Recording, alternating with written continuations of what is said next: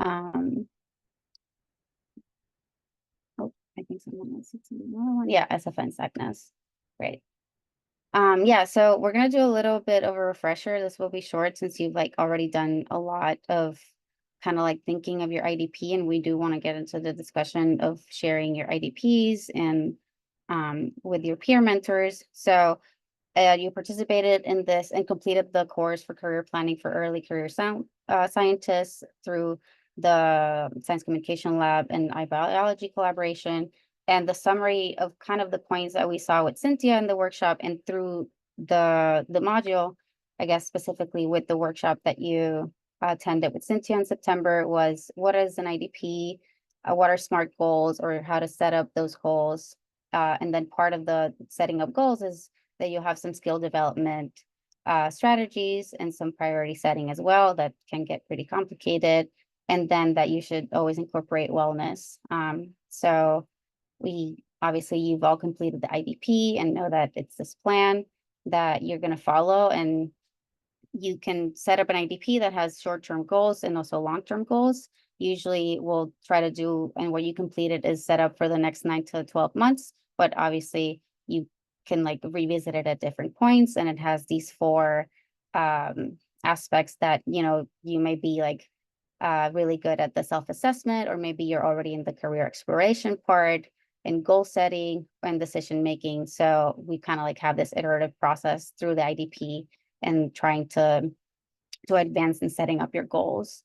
And so we did a cool exercise with Cynthia in defining goals, and you all did like those tables where you inputted, okay, what are your goals? And then you define different actions. And part of setting up SMART goals was determining, okay, if they're specific, measurable, if you have an action-oriented goal, if it's realistic, or if it was time-bound. So with the IDP that you have today, you know, you'll share that with your peer mentor, and you'll think about, did I modify the goals the way I had them before the workshop, or even like the way they are now? Are they the SMART goals, or can I modify a little bit of make it more of an action item or give it a time frame, so you can go ahead and discuss that and have a more clear view of what you want to accomplish and how your milestones and short-term goals are going to help you achieve that big term goal, long-term goal that you have as well. And I think the priority part was interesting because I know this is a part where a lot of us get stuck. It's like you have all these actions that you think should be high priority. And I was reviewing some of the tables, and it's like you have medium and high priority. And something important to remember is that at the action level, they may all seem very urgent, but to think about them as like at the goal level. So which goals are urgent and which of them can I complete in a, you know, in a feasible timeline, and which ones do I need to like maybe push back a little bit for now. And then the last but not least, something that you'll also talk about today with the discussion guide that we gave you is the accountability. Like, do you have accountability measures in your goals that you set? Um, and then in terms of skill development and again, priority setting, I think something important was that developing skills was something that we should include in the IDP, not just like completing experiments or, you know, you want to do all these other things. And some examples that you gave in the workshop were writing a paper, doing more informal interviews, writing a grant, learning a new technique. So those are all things that maybe become a low priority because you're like, oh, I can do them at some point, but that you should still include in your IDP and try to work towards in different ways.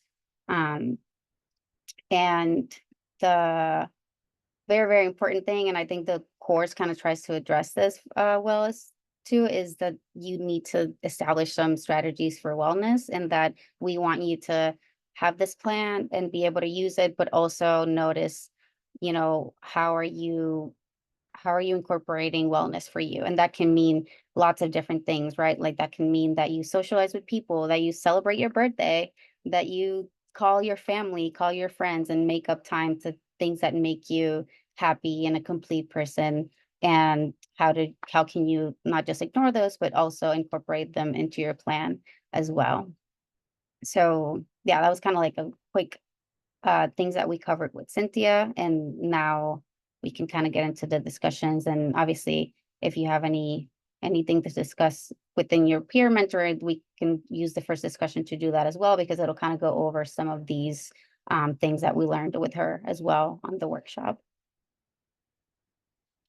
And so I'm gonna go ahead and open these breakout rooms, and what we'll do is that we'll have two discussions. The first one will be for 20 minutes, and we want you to kind of talk about the IDP with your peer mentor. We'll have just kind of like general feedback on the IDP, and we've prepared these like four kind of like, I mean, they're like, some of them have multiple questions, but they try to talk about different aspects of your IDP that you may want to talk about with your peer mentor or share, and you can kind of choose. And we give you a guideline of about 10 minutes per person, since we'll be there for 20 minutes, but obviously it'll be a conversation. So just make sure that you give space for both of you to be able to discuss your plan and share what you want to share about these. And obviously, if you go kind of like deviate from these questions, that's fine too. We mainly want you to like think about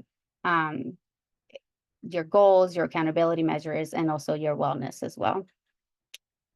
So yeah, I'm going to open the breakout rooms, and they're right now, they just have your names. So you should be able to just join the ones that have your names, and we'll call you into the main room when there's like about a couple minutes left. Maybe when there's like 5 minutes left, I'll send an announcement, and then when there's like a little bit less time.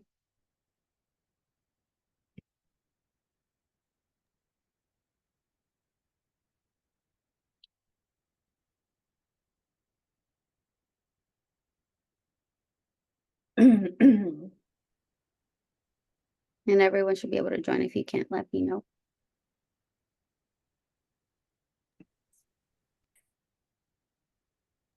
Did I count 21? Are we 20? Oh, with Carolina, I counted Carolina. If anyone's missing their peer mentor, let us know and we'll rearrange. Does everybody see the breakout room? No, let me stop window? sharing, and maybe you'll be able to. I can also assign people to groups if you can't see them.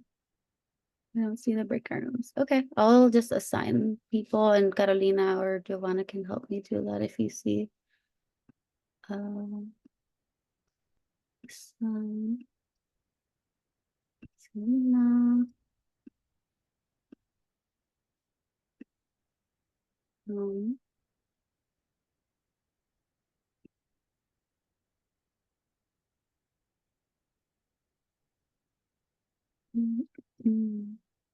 Okay.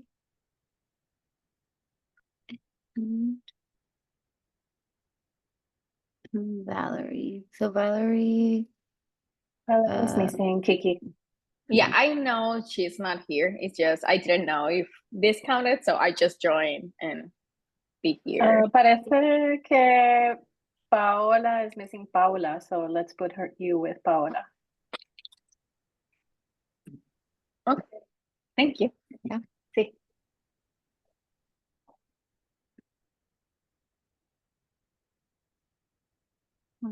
We can pause the recording. There.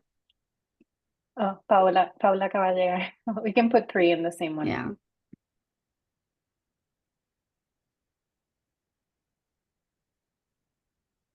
Hola, Paola. Hi.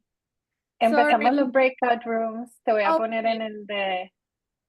Sí, ya te invitaron al tuyo. Okay. Sorry, I was driving. I just got home. No worries. No worries. Bye. No Hola, worries. Paula.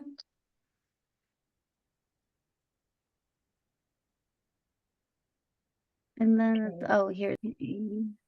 Welcome back, everyone. Hope you had a nice discussion, and I just want to see, coming off straight from the discussion, how are you feeling? If I don't know, I'm not going to influence any feelings. I'm just going to see what you type.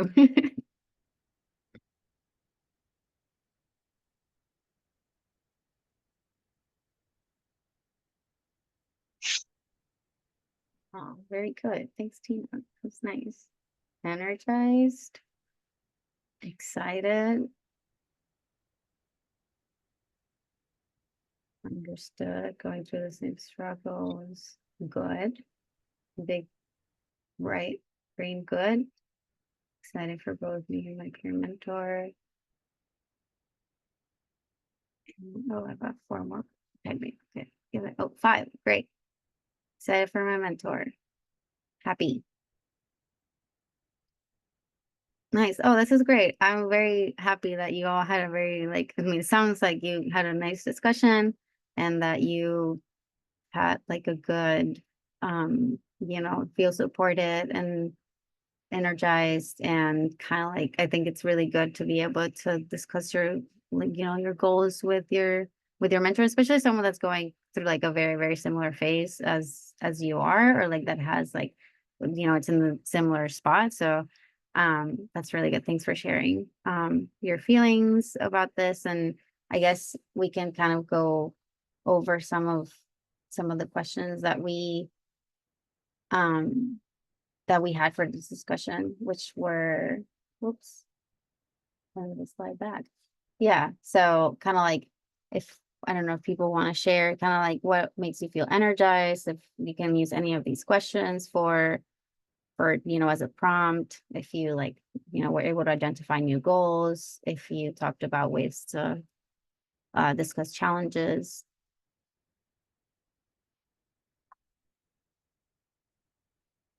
You can use this space to share with the group kind of what's something that came up in your discussion or just something that you've been thinking about making your IDP. We kind of spent a little bit of time talking as a group.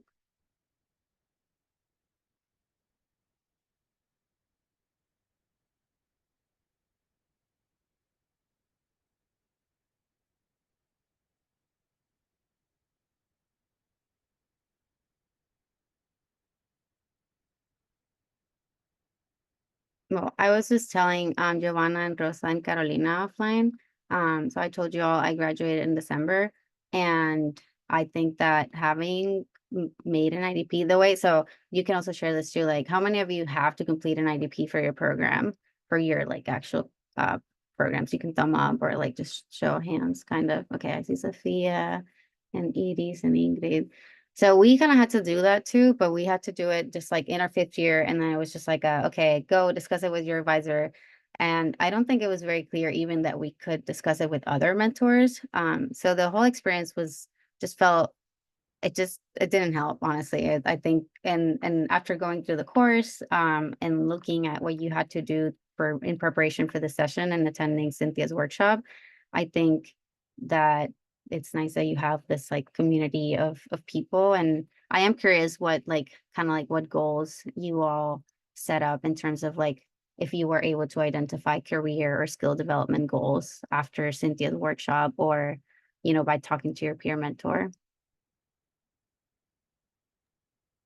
So I think for me it was very good. The exercise that we did with Cynthia last time. I have to say that for me it has been difficult to just have one IDP. I don't know why it has been difficult for me to incorporate. My mind is divided. So I have plan A is to graduate, and then plan B to do stuff for the next step. So it's I know I need to graduate first in order to do the other things, but I think they're running in parallel, because while I'm graduating, I'm applying to the things that I'll do in the future. And has been I didn't thought it was going to be that challenging, but it has been a little difficult to try to merge both stuff. I think when I had the plan, I was yeah, I can do it. It's it's going to be fine. And I think I'm managing, but I'm struggling with the time and with keeping up with everything. I don't know, I'm sacrificing my free time, Sundays or Saturdays, to try to catch up with the other stuff. But for sure, having the IDP has helped me to stick to a plan. It's just that I'm struggling with the time of, while I'm day to day, daily basis. That's what I'm Yeah, I'm like working on it. Yeah, no, I think that's a really good point. And like I think that is the hardest part for maybe a lot of you and us is like you kind of set up a time frame, but then and you also set up an accountability measure, which might be like, okay, next week, it's gonna be on my calendar, and then I'm gonna say by next week I'm gonna finish the draft of the figures. If it's like you're making your figures, and then a million other things happen, and then it's like Wednesday, and you see it on your calendar, and it's like, oh, okay, I was supposed to do this, and I think being kind to yourself and the fact that you are one, you're an ambitious person and that you are getting like you're in the final stages of finishing your PhD, like, being like kind about that. And I think Cynthia really tries in to explain this like kind of like that you can go back and change it. And maybe if you don't use the IDP as like as a strict plan, because it just can't be that strict of a plan because we're all humans and life happens, and especially at the stage that you're at, you can always like use it as a guide, right? Like at least it helps you like set the goals, and maybe by sharing with your mentors or relying on your mentors, you can like identify areas that are achievable, and maybe some of them you just have to hold on for a little bit and reshift. But yeah, thanks for sharing. I think that's a very important and very common challenge at this stage. Sort of like expanding on that. I'm gonna go ahead and I want to see like be able to everyone see everyone. So just do this for a little bit. So Go ahead. to sort of like go off of that, Ingrid and I were talking about how to incorporate like wellness into our IDP, and there is no really good way of like, I don't know, every day I'm gonna dedicate, I guess you could like say every day I'm gonna dedicate an hour to like going to the gym or taking a walk, but then it's like sometimes, you have to reprioritize things, and those wellness things get pushed to the side, and it's like really hard to effectively, enforce the like wellness aspect into the IDP. I don't know if anyone else agrees or has any opinions on that.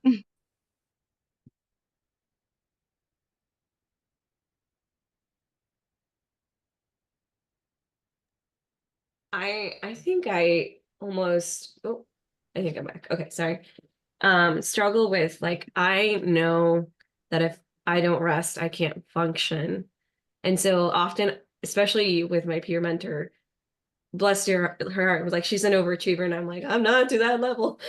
And so I often just feel a lot of guilt because I do choose to like, yes, I need to do all these things, but if I like don't rest, I'm gonna like there's like I've seen what like my brain does if I don't have that balance. But then I just have so much guilt from like honestly groups like these where I'm like, shit, I'm not supposed to have this balance because everyone else seems to sacrifice their health. And if I'm not doing that, then I'm doing something wrong.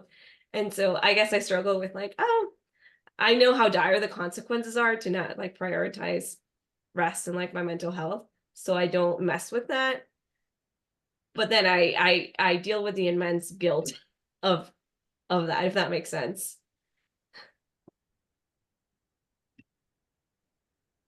Yeah, so I think the IDP is kind of like a goal setting exercise. You can put timelines and deadlines, but I don't think you shouldn't try to micromanage it like on a day by day basis. And yes, I think the important thing is to think about what are those things that keep you sane, that keep you functioning. I know, for example, for me, exercising, particularly doing Zumba and shaking my booty, is the one thing that keeps me really happy and sane throughout the week. And so I put that on my calendar. Like I don't miss those classes. And I also know that if I'm too stressed out and I isolate myself, that's also going to have hard consequences. So maybe I don't plan to see my friends. But, if the opportunity arises to hang out with them and I'm feeling stressed out, then I'll just happily rearrange my priorities, that I had to move aside because, I needed that social interaction.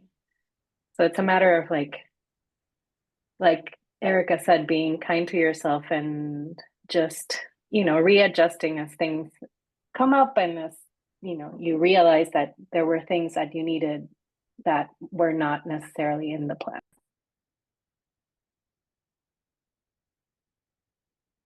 Yeah, and it's like sometimes you can do like obviously you should check in with yourself like maybe you want to check in with yourself every day and do, but it doesn't have to be like okay, like I love exercising, but like for example, like I know that it was really hard to like find time to do that, but then maybe I just don't do it every day or like find, like you can kind of I like that wheel thing wasn't in the original like course, but I liked it because it showed a lot of different ways that you like can show wellness to yourself and just like self-care can be like, if you so I think even if it's not like every day that you do like the one thing you love during this period that's like very, very crunch, yeah, you still find a way to be kind to yourself. Sometimes it's like, okay, well, I'm gonna get myself a coffee, like a nice like latte, because I like and I don't know, I love pumpkin spice lattes and coconut lattes. So I'm like, well, I'm gonna get myself a latte, and that'll be like the thing that makes me feel good today because I don't have time to do an hour class, a 30-minute class, whatever,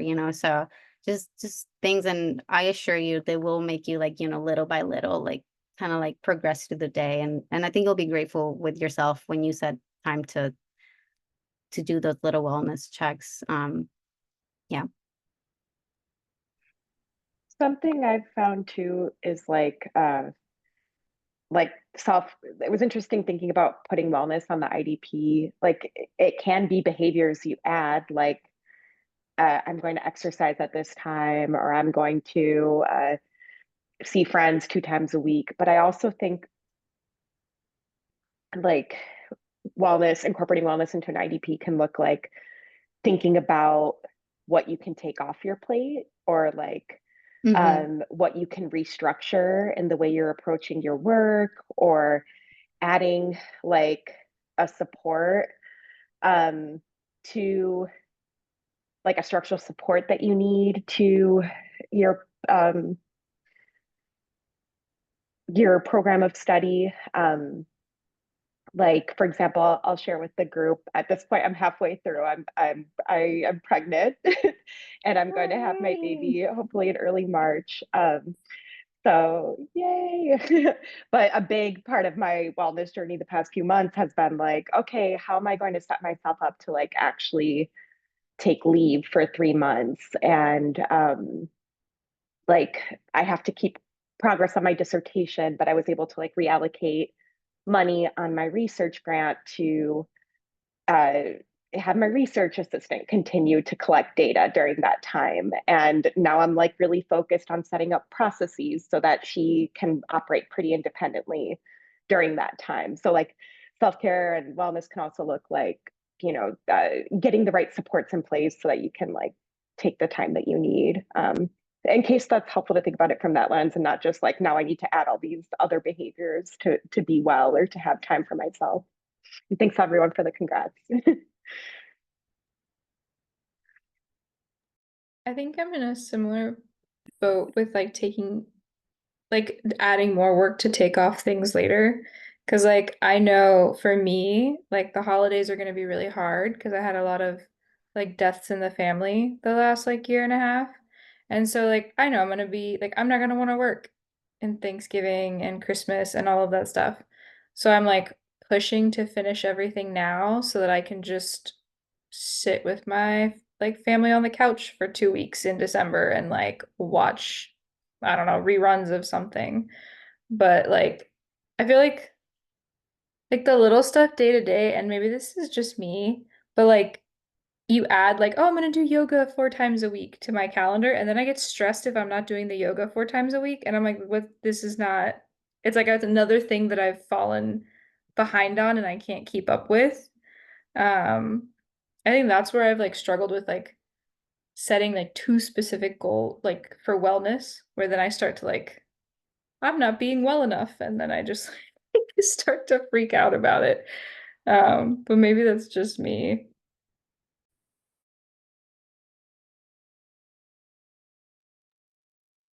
I think that's a very, very common thing. I used to do that a lot. Just like so many things in the calendar that were like like just ignored. So, you know, everyone has different strategies, and I think you do what works best. And you know, sometimes like you've been in this process for like, you know, 4 or 5, like I was in my PhD for 7 years, you know, it's just like a long time. And this is the last stretch of it. Maybe you're like a year away, 2 years away, but you know, you've already invested a lot of your time, and you are like a brilliant and scientist. And, you know, a lot of it is also like, and you know, in the big picture, like you will get through it. And so, you know, when those like negative thoughts come to your mind, maybe like remember like that you've already been through like most of it, you know, 80-90% of it, and you're like almost there, and you're like really about to turn that corner. And you know, but I understand. I really do. The like, it feels like you're just kind of like trying to do yourself something good, treat yourself, and then it doesn't. So, you know, I think that's when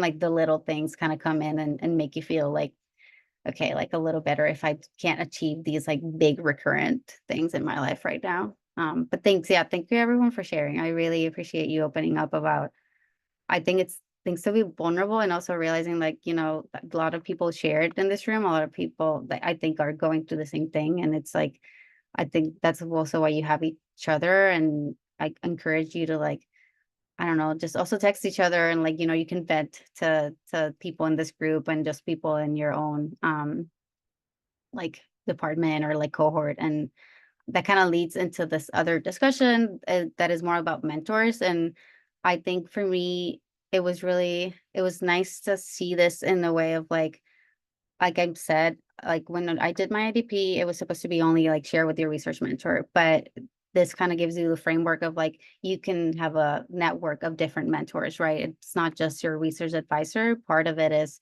sharing your IDP or parts of your IDP with your advisor, but also being able to identify other mentors that can help you, and that can be a colleague. It doesn't think we think of mentorship sometimes in like the person in the position above you, but it can be something horizontal, right? It's a horizontal relationship that you also have each other. So yeah, just consider that as well. And what we'll do is something very similar for the second discussion. We'll focus more on the mentorship aspect of that module. And I'll show the questions real quick, and then we'll go ahead and kind of break up into groups again and do the same thing. I guess it's 7:56, so maybe we'll do, yeah, we could do about 20 minutes, maybe like 18 or something. So this second part was like, okay, about leveraging mentorship, because obviously you're in this position in this program, but you have people around you and a community around you. And I think it's important to identify who can be there for you, or what goals do you have that you could use a mentor in, like if you're interested in teaching, or you know, whatever you're going to do after your PhD, and you know, going over all of those. So some prompts we have here for you are what's been your experience sharing your IDP with your advisor or with your mentors? What parts do you feel comfortable sharing with your advisor, or how would you approach that? How do you manage conflict with, I guess, specifically the research advisor, but also just like with other mentors that you might have, you know, someone in your thesis committee, or just different people. And very importantly, I think this is the question I thought about the most when preparing for today's session was, how do I identify other mentors? And this is going to apply to you now, but in other aspects of your life as well. So I'm going to break open the rooms, and then, you know, you can have this discussion, and we'll call you back in about 18-ish minutes.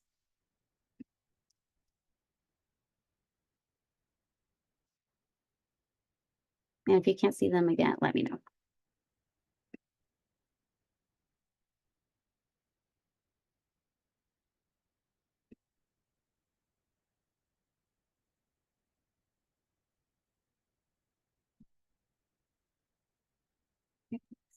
Bye, Carolina. Gracias. Bye, Caro. Buenas noches. Buenas noches. Estoy ya hasta que llegaron las energías Ay, imagínate, despierta desde tan temprano. de las 4. Ay, santo. Que la gente hable, yo estoy que. Ah, Buenas noches, Caro. buenas noches. Nos vemos mañana, bye. Bye. Bye. Um, Rosa, yo también te iba a decir que estaba viendo de nuevo también los videos de Strategic Postdoc y igual que Erika estaba pensando, wow, esto está bien, bien aplicable, bien, Nice. sí. Did you pause the video, the recording? No.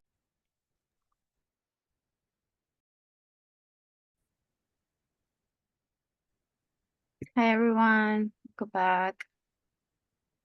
I hope that you had a nice, productive discussion, and you can use the Slido thing again to have like some first thoughts on what this second, leveraging mentorship relationships discussion was like for you.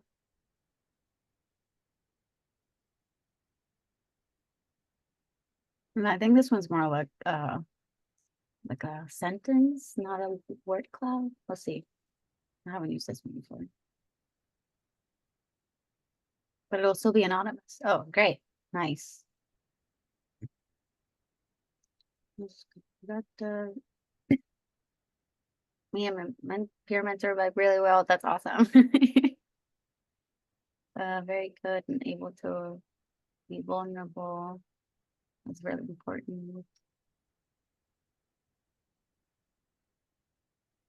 Feeling heard.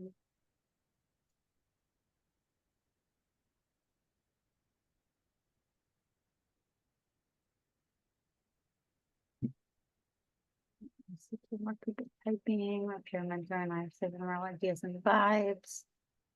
I think that's real awesome. I mean, as does the 3 other people come in, my more personal conversation.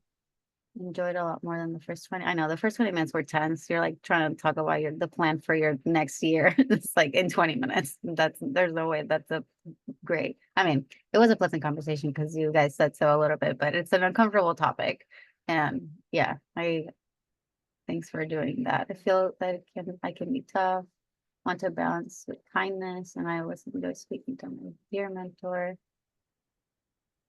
That's awesome. Thank you so much for sharing. I think that I feel very happy that you all feel so supported and heard we're peer mentors. And I think that, that's exactly what we want out of these conversations, that you had a chance to like talk to someone else and feel listened and also ask questions about how other people are doing in this journey as well. And this is awesome that you all feel like, generally like supported and happy about how that conversation is going.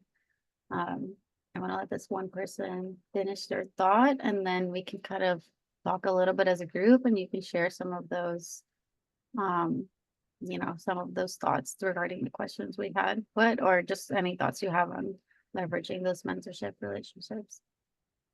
Oh, yay, more comments. Yeah.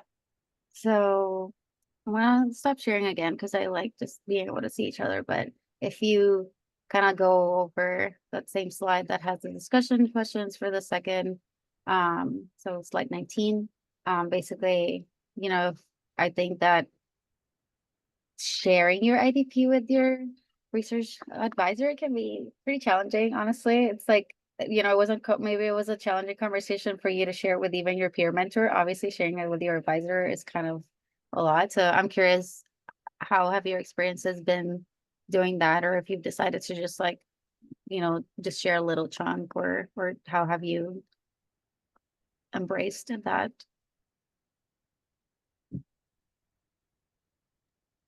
I can go. I had a meeting. I have 2 PIs, so I had a meeting with both of my PIs and kind of I blanked on her name, our guest lecturer last time.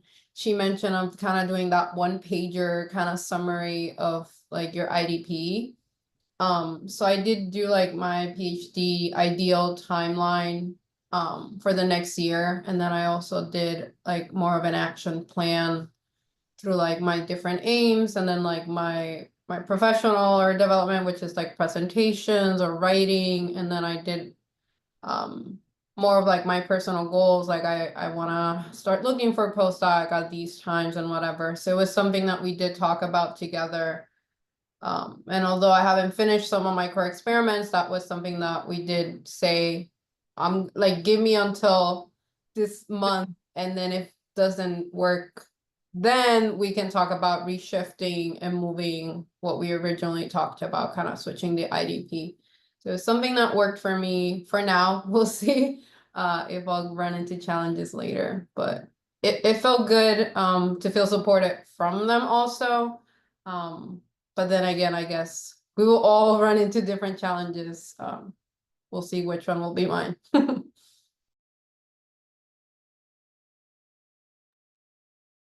In my in my experience, I think Giovanna and I talked about this a few months ago, but the IDP sharing with your mentor can be really relationship breaking, as it happened to be for me this year.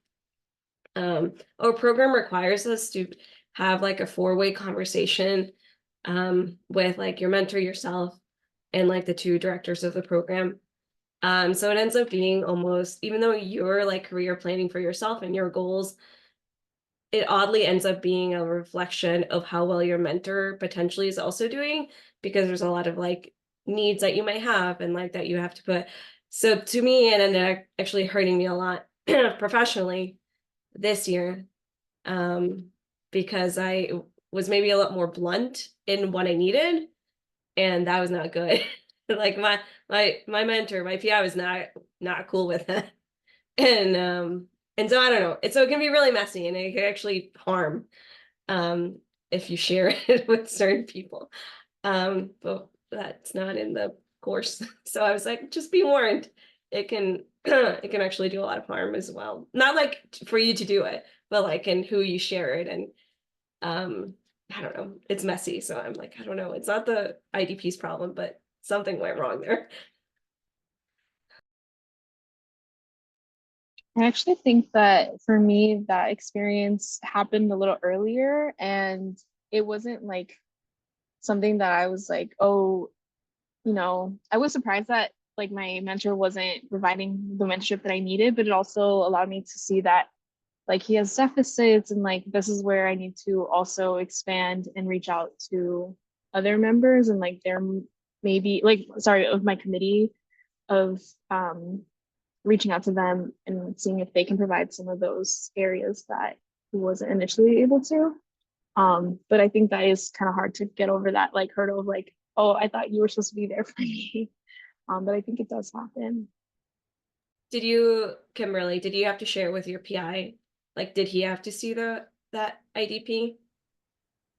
So early on, it was like one of those things that we like used very formally. But then as I started to like ask about like, oh, like, can you introduce me to like network for like postdoc opportunities, and it wasn't really going anywhere, or like I felt like he wasn't really trying, then I was like, okay, like maybe that's not part that he needs to be advising on for this. And so like formally, I wouldn't share like that like full IDP with him, but maybe just bring up the parts that I think he could address.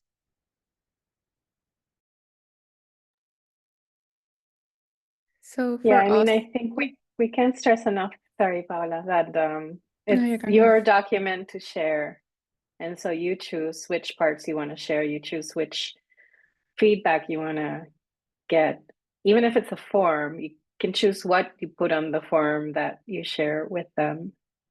So, you can be a little strategic in what interaction you want to have, what do you want to get out of the interaction. Yeah, some people are not good at maybe like giving you recommendations about science policy fellowships, or just being like if you ask for an introduction of following through. And so we kind of learn with experience what they can provide you and what they cannot.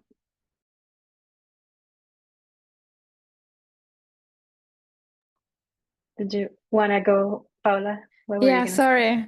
No, so for me it was also a requirement, and they gave us like a template the first 2 years, and it was like a very long IDP.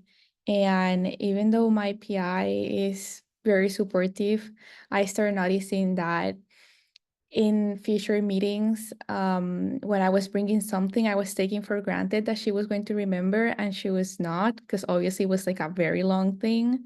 So I think I learned to just focus on just a few stuff and try to remember her in our like one-on-one meetings or something like that. And that was a game changer. Yeah, it's really good advice actually. And I like that some of you have mentioned like other, Adriana mentioned that she used the one page and then that others, like I think if you can't get around like the what's required because your programs have different requirements, then like Giovanna said, you can be like selective of what kind of like what you put there, what you share about it. But I think in the end, you like, yeah, you decide what pieces of it you want to share. And if you do have recurring meetings, I like that strategy that Paula was mentioning of like, in each meeting, maybe you select a different chunk. That also depends on what you need in the moment, because maybe when you're a third year versus a fourth year, you obviously need a different things to present. So either you have like a chunk of it or a one pager. And I think I'm curious too of like, I guess beyond like the research advisor, I know that you all have been meeting with Giovanna, like one-on-one, and that's like obviously like she'll be a mentor to you and figuring out career exploration and stuff. But what other like how was I think it can be challenging to find other mentors if like the networking aspect. So it's something that your PI kind of supposed to help you with, but sometimes that's not the case. They like don't really know how to help you. And I think something I realized earlier was that my PI, for example, he had one mentorship style and he couldn't meet the different like mentee learning styles. And that's just something that kind of recognize about like their limitations and their skills. So yeah, we only have a few minutes left, but I'm curious if anyone wants to share about strategies to like find additional mentors or what you've done in that aspect. I can go. I just talked with people at my grad school. So I'm thinking about academic administration, and like that's something that I think I would like as a career path potentially besides a postdoc. So I just went and talked to the admins and I was like, "Hey, how'd you get into this?" And they were like, "I used to be a teacher," or "I was a graduate student and I liked it here." And they hired me later on. And then that led to, okay, are there internship opportunities for this? And there are at my grad school. They were like, their stipulations is like, we won't pay you for this. And so I was like, oh, okay, so maybe I have to come to it at a time where I could work at nighttime where I'm not doing a lot of lab work, so I can supplement on top of that. But just basically talking with as many people as possible of what you're interested in slowly opened up channels. And I think that's like a way to go. Just be open about what you want to be doing, and then hopefully people around you will help you get there.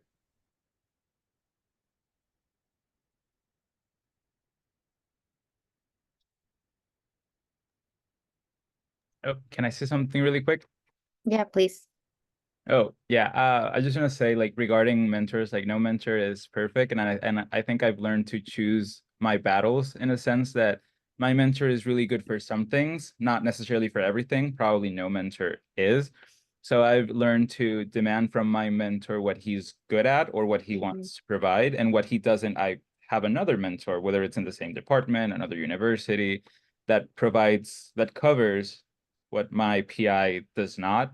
And I think it's how probably my relationship stays good with my PI, just because I'm not demanding something he can't provide or doesn't want to. May not help with every situation, but that's, I think, how I manage my relationship with my PI. Yeah, I think that's an awesome, really good like way to summarize, but probably how like most of the PIs are, that they have like a specific skill set that they can offer. And oh, Adriana wants to add something. Go ahead.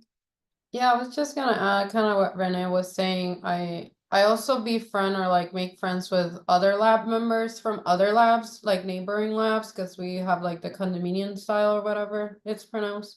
And then I'm very chatty sometimes, so I also like to ask for like machines and stuff from other labs, and usually lab members don't like to ask their PI, so then I end up asking the actual PI. So that also kind of gives me a way of talking with other PIs and other areas that I might not know of, and that can also kind of lead you to asking like, hey, I was wondering, do you know anything about this? My PI doesn't know much about it.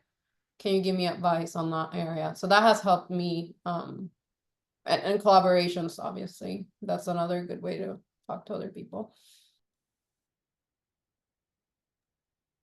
I think for me, like it's been like one of the things is how long it took to build these kind of relationships. Like it wasn't like I'd meet with someone and then like within the first meeting or two or three, they'd feel like a mentor. Like there's one person who I met her at a conference in 2019 or 2020. And, you know, I followed up with her on occasion. Like I'd send her an email and be like, oh, this is what I'm doing. Sometimes it felt like I was emailing into the void. But like slowly over time, they just got slightly more personal and like there was a little bit more investment. And it went, you know, and every time I'd have a conference, I would see if she was attending and I'd go see her and talk to her. And then actually at like this past SFN, like she came and found me. And it was like definitely a shift where like, Nice. yeah, I was like, cool. It only took like 4 or 5 years, but it just like I don't know, for me personally, it feels like it takes a very long time to build that kind of relationship with someone where it's like, oh, I trust you and I want to go to you and I want to ask for your advice. So I think that's been one of the really hard things is like waiting, where I'm like, I think you could be my friend, but this is gonna take a few years for us to be friends, especially like in a professional setting, just because you don't get to see these people that much. You know, it's not like a friend where you can be like, oh, let's go to coffee, let's go to dinner. Like some of these people, you'll see them every 3 to 6 months. And so it's like, oh, that was a good conversation. Like, hope to have another one a year from now.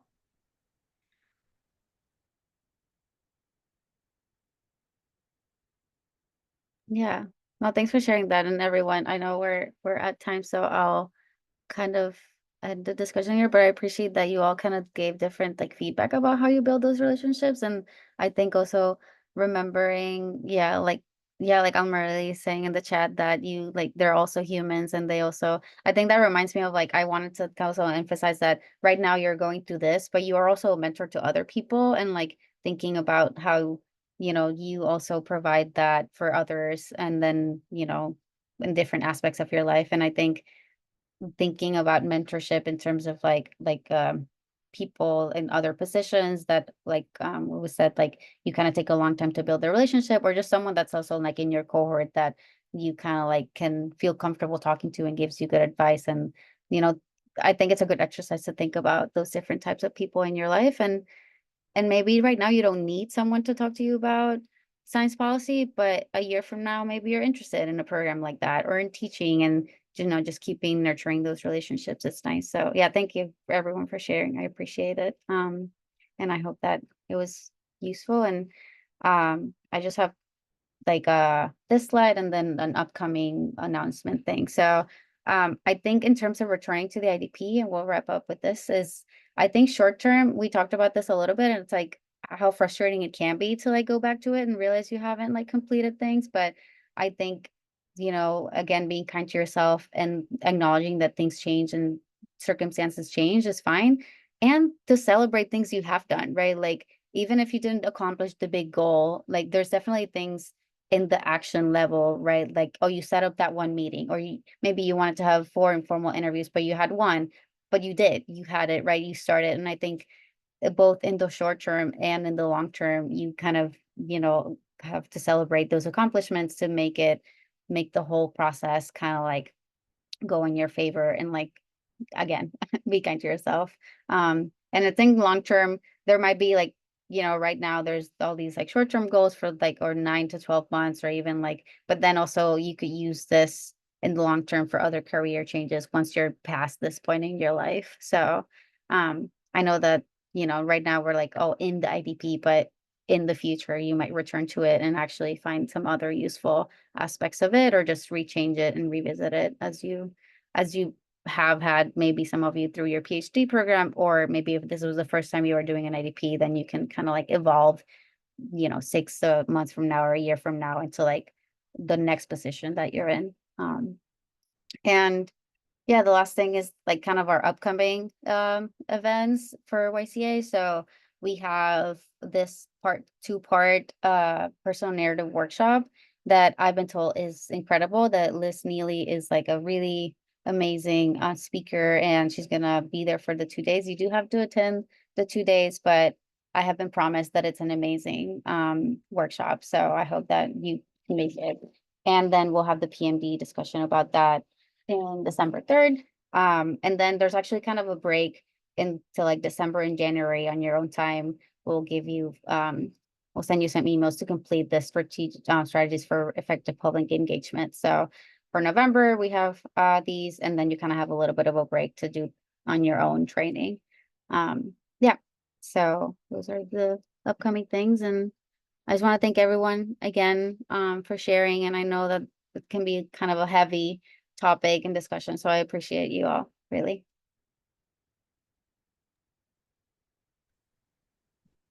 Thank you. Hi, good night. Oh, Adriana, we will send out any pre-work beforehand, but I don't know yet. I'm talking to Liz in a couple of weeks to prepare Okay. for the meeting. I I think yeah. I might send you guys like a survey to see what products you might want to work on. I'm thinking cover letters because a lot of you have been working on things like that. So that might be a good exercise for us to do, but I'll keep you posted. Okay, thank you. Bye. Bye guys. Thank you, Erika. No, thank you. I haven't, yeah. Cool. Yeah, they left. Yeah, thank you. I'll see you, well, I'll